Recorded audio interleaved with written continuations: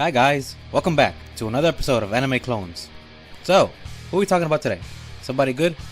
Oh, hey, it's Ichigo. How's it going, Ichigo? Haven't talked about you for a while. In fact, the last time was before your series ended. Oh, what a good ending it was.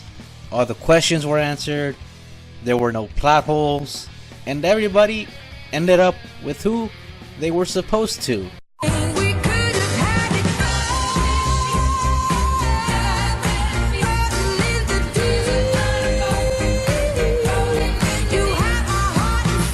Truly, there has never been a better series ending.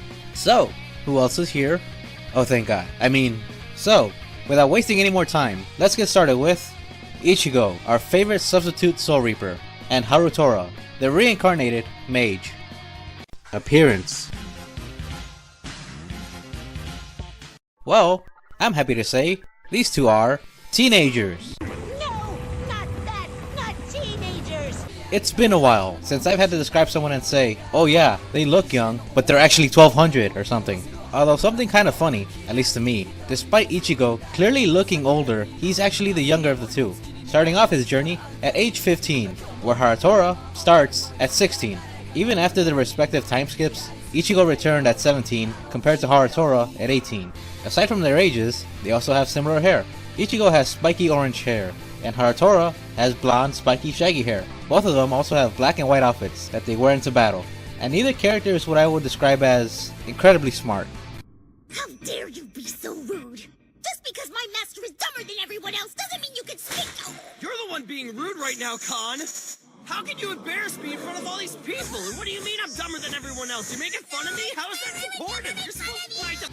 But they are incredibly loyal, ready to fight through hell and back to help their friends. In Ichigo's case, quite literally. That being said, while both are loyal, only one of them could be considered empathetic, and that would be Harutora. What do I mean by this? Well, early on in the series, Harutora fights someone who killed his best friend and the person he had just fallen in love with. And after he defeats her, she reappears sometime later. His response? Hey buddy! That doesn't really fight with Ichigo. You so much as look at his friend wrong, and he goes after you like a rabid dog. And he's not quick to forgive either. And considering he has the ability to turn into a powerful, insane demon,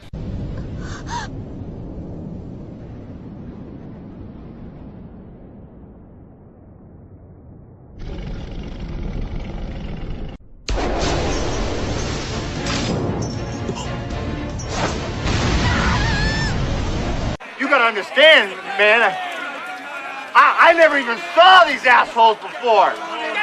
supporting characters. So, I was thinking of which character to talk about first, and then I thought, what better characters than the ones with the same name? That would be Kon and Khan. You know what? I'm just gonna go with Kon. Potato! Double baked pot pie, rock soup! Dinner is dinner! Am I right or am I right? So Kon from Bleach is a little stuffed lion. That's the form you normally see him in. You see, Kon is a mod soul, which is an artificially created soul made to help the Soul Reapers fight hollows. In magic terms, you could say he's a familiar. His actual body has no real character design because he's a pill. Mod souls were designed to be taken orally, just like pills. Once Ichigo takes this pill, his soul is separated from his body, and he becomes a Soul Reaper, leaving Kon with control over his physical body. But when Ichigo isn't using Kon's help, he leaves him inside the body of a little stuffed lion. He usually uses his body to perv out on girls and annoy Ichigo, and generally being an ass. But despite this, he does get some character development over the course of 2 or 3 story arcs.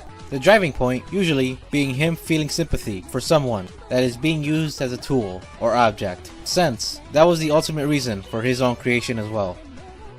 From Tokyo Ravens doesn't really get the same character development. She is an actual familiar for Harutora and his family. Now, where Kon on the other side was a little stuffed lion, Kon on this side is a little fox girl. Now Fox Kon is a loyal servant through and through, and it's even insinuated that she has a little crush on Harutora, and she even has some combat skills.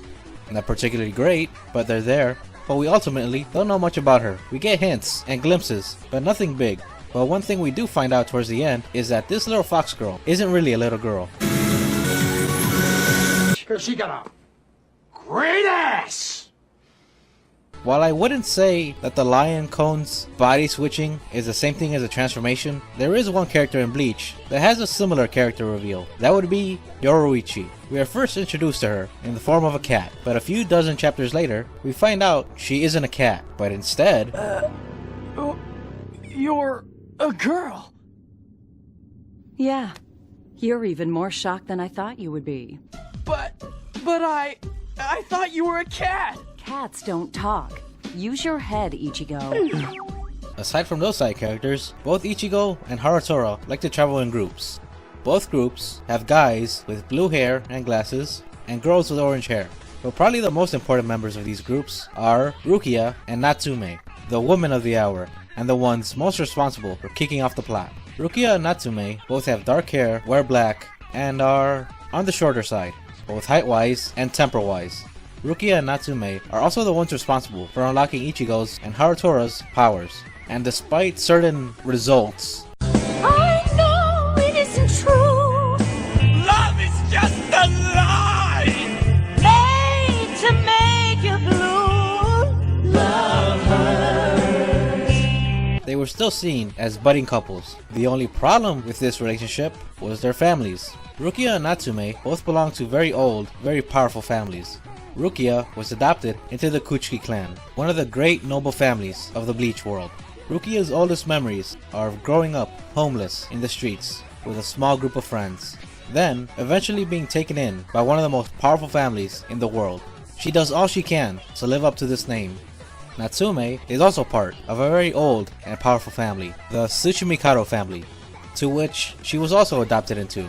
The difference is, she was already a member of the clan, and so was Harutora. That's because they're cousins.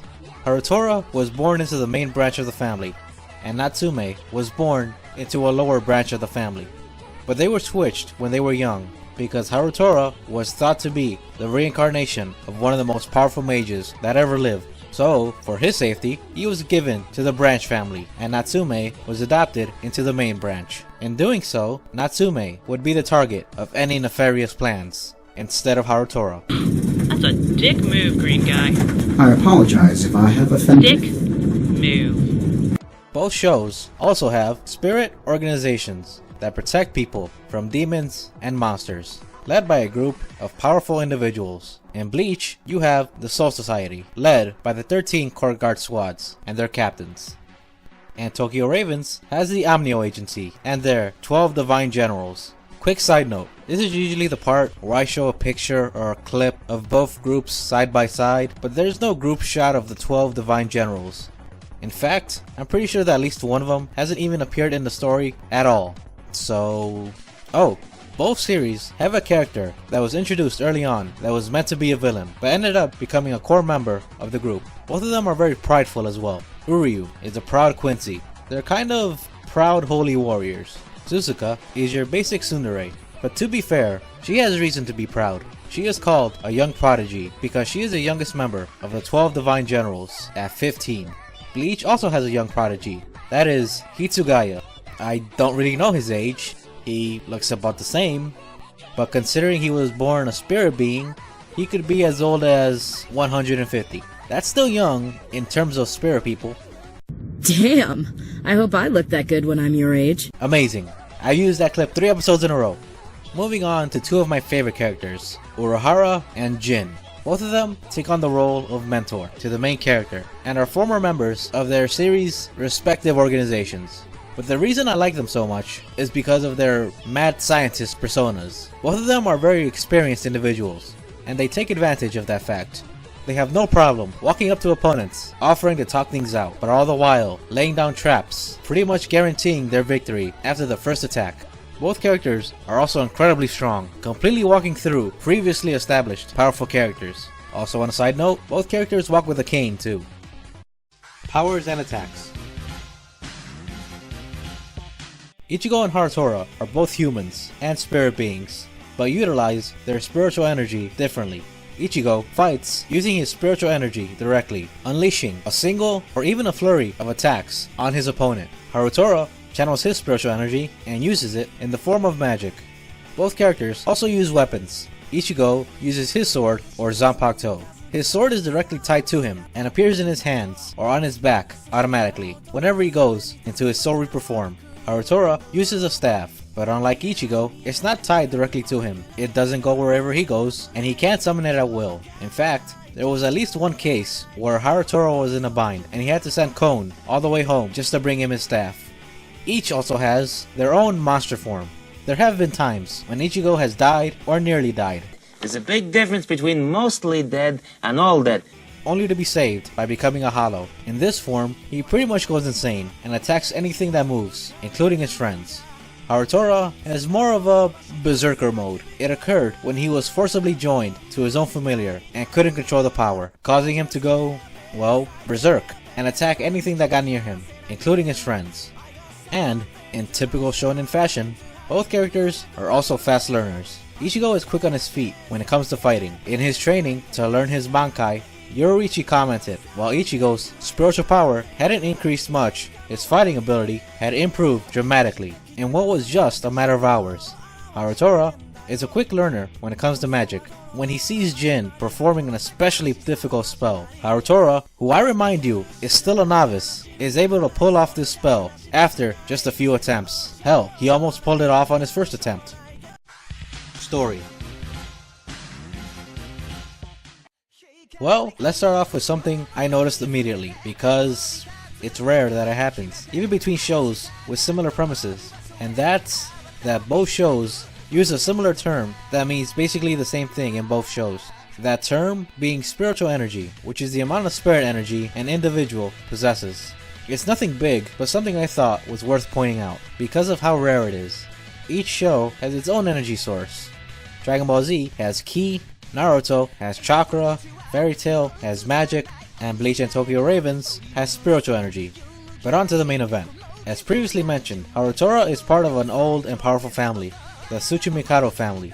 Ichigo is also part of a powerful family, the Shiba clan. Ichigo's dad was head of the branch family, and Harutora, well, his adoptive dad was also head of the branch family, but his biological dad was the head of the whole family.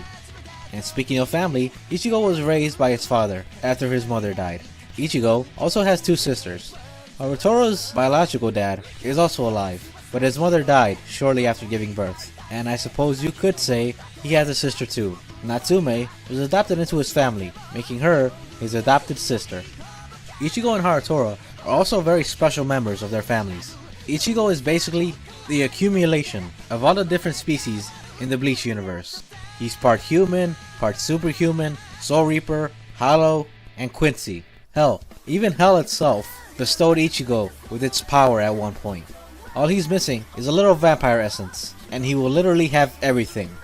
Harutora is special because he is the reincarnation of one of the strongest, if not the strongest wizard that had ever lived. With all of this, you'd think they would just walk through all their enemies, but sadly, no. Both were completely oblivious to their power. Ichigo was almost killed by a common hollow, and Harutora couldn't even perform the simplest spell. It wasn't until Rukia and Natsume entered the picture that things changed. During a particularly stressful time, Rukia and Natsume gave Ichigo and Harutora their powers, through each pair doing a very specific ritual. At least, that's how it seemed, but as it turns out, the power they received wasn't from Rukia or Natsume, but their own powers. All Rukia and Natsume did was simply unlock the door. After unlocking their powers, they began training under their respective partners and love interests. What? No, I have not been mad about this for too long. You have been mad about it long enough. Oh yeah. Each partner group even started attending the same school. Rukia showed up at Ichigo's school to Ichigo's shock and horror, and Harutora enrolled into Natsume's school. Shortly after this point is when the Kones showed up. There have been instances where both Ichigo and Harutora had to save Rukia and Natsume. Also, towards the end of their series, for Tokyo Ravens at least, Ichigo and Harutora, along with their respective group of friends, had to take on the big organizations of their series. Ichigo having to go up against the captains, and Harutora going against the generals. And that's it. Aside from some little things like one fire-based captain and one fire-based general, each organization having their own trader, which I would have made a bigger point if the Tokyo Ravens trader had gone anywhere, like Aizen. Each organization having their own poster boy, but that's pretty much it. All in all, we have two incredibly powerful spirit beings with more than a few similarities. Ichigo and Harutora, two of the very best the spirit world has to offer.